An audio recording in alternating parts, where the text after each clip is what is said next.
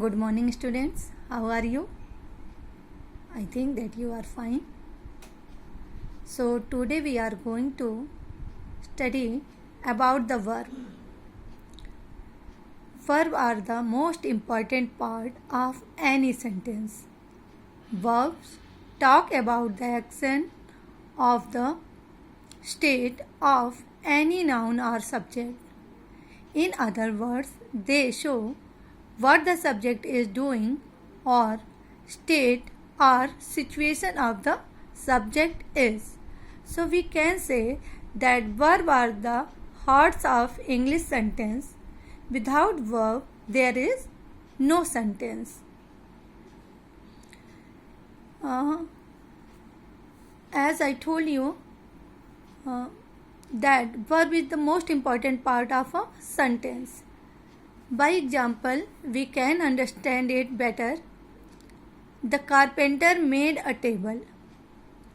Here the verb made describe the action of the subject, carpenter. She is a creative person. In this sentence, here there is no action being done. Instead, the verb it shows the state of the subject, she, as being creative. By verb, we can also understand that the sentence is in present tense, past tense or future tense. By example, we can learn it that if we say she is making the food. In this sentence, we come to know that making is making present continuous tense. If the sentence is she cooked the food, it means that past tense. She will cook the food, it means that the sentence is a future tense. So how can we know that the sentence is present tense, past tense or future tense? By the verb. So verb is most important part of a sentence. Now we come to know that how many kinds of verb are there. Here there are different kinds of verb. Some of the important ones are discussed below. The first one is action verb. Then it is second is dynamic verb. Third is stative verb.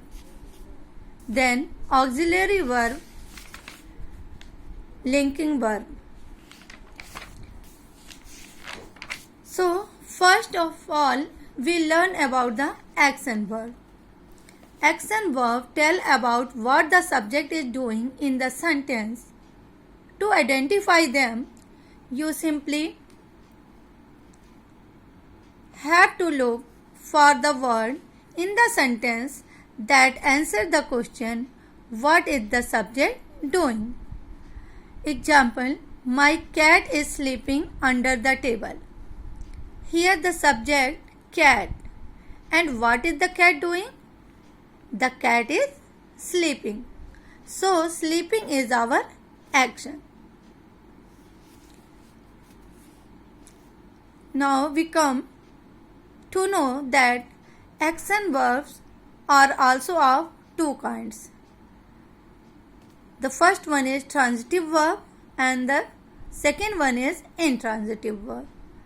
So first we learn about the transitive verb. We study about the transitive verb. These action verbs have a direct object on which or for which the action is being performed. In other words, the action verb has a definite receptionist or object.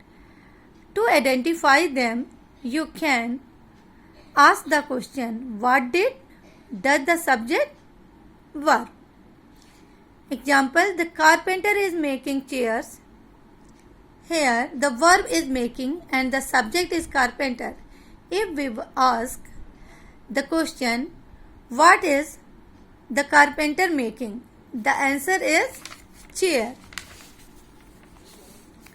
Thus we see that there is a specific object on which the action of making was being done. The second example, my uncle gave me a gift. Here we see that the action gave is being performed by the subject uncle. So the question is, what did the uncle give? The answer is a gift. Here we also have an indirect object as me. This indirect object would be the answer the question.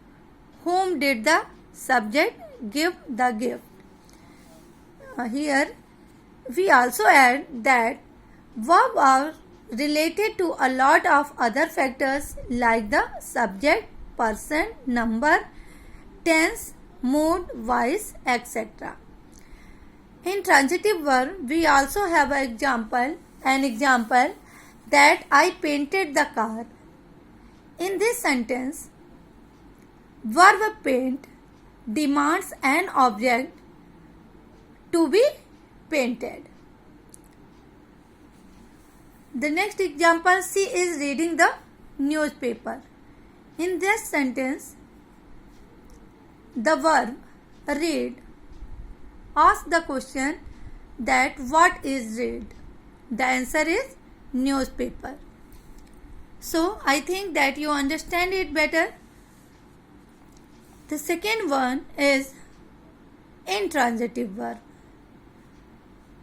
These verbs also show an action but have no direct object on which the action is done.